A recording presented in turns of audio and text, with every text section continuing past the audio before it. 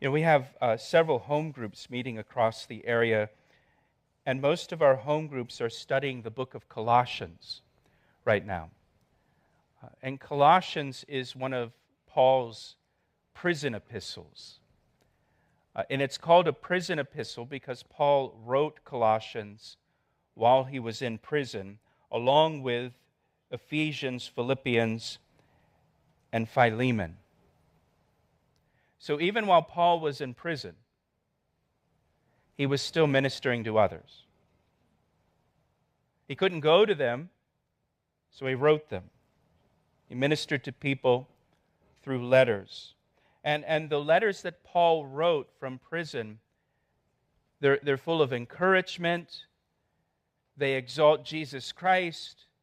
They exalt the gospel. And Paul hardly mentions that he's in prison. You got to read him pretty carefully to even realize he's writing from prison. You'd think that if you were writing a letter from prison, it'd be all about you in prison, right? Like how terrible it is, how awful it is. You're stuck in this prison. The food is lousy. My bed's uncomfortable, and just all about your troubles. But when you read Paul's letters, he doesn't mention his troubles. It's all about ministering to others in those letters and encouraging others in the faith. Paul focused on ministering to others while he was in a very difficult time personally. And of course, Jesus is our ultimate example.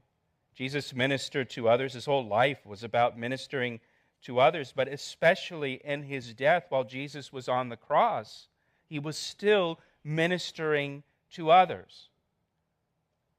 He's praying for those who are mocking him, saying, Father, forgive them. They know not what they do. He asks the Apostle John to take care of his mother. He ministers to the thief on the cross next to him, encouraging him, saying, today you will be with me in paradise. Jesus ministered to others in the midst of great personal pain and suffering. He's still other-centered, even as he's being crucified. Ministering to others is the key to overcoming self and overcoming the discouragement and the despair that we can have in life because of the things that have happened to us. That's what Joseph did here by asking, hey, why do you look so sad today? And listen to this. Joseph didn't know it at the time, but asking that one question is going to change his life. Asking that one question will lead directly to his release from prison and his rise to the second most powerful position in Egypt. There is a direct line you can draw in Joseph's life between ministering to others and God's blessings. And listen to me, ministering to others will lead to God's blessings. You'll be blessed. God will bless you. You may not become the second most powerful person in Egypt, but God will bless you as you minister to others. So he asked them, why do you look so sad today? Look at verse 8.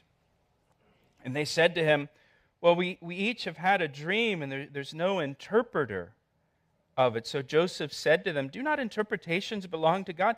Tell them to me, please. The Egyptians, the way that they would interpret dreams is they had priests that would interpret dreams for them. And these priests had books that they would use, kind of like dream interpretation manuals, where they could look things up and reference in these books to help them to interpret the meaning of the dream. Archaeologists have actually found some of these dream manuals from ancient Egypt. And so the butler and the baker say, well, we've each had a dream, but there's no interpreter. In their minds, there's no way to interpret the dreams without the priest and without the manuals. But Joseph said to them, well, do not interpretations belong to God? Can't God tell you the interpretation? And so he says, tell them to me, please. Now, just as a little side note here, if you remember years before, like 10 years before this, Joseph himself had a couple dreams. Remember, he dreamed that his brothers would bow down to him one day, and those dreams that Joseph had, they got him in the situation that he's in now. His brothers sold him into slavery because of those dreams. And so Joseph's personal experience with dreams was negative, but that didn't sour him on God speaking through dreams. He still believed that God can speak through dreams. Joseph's past experience didn't cause him to just completely reject it. Say, hey, you don't want to have anything to do with those dreams. Those dreams will get you in all kinds of trouble. Just forget about the dreams that you had.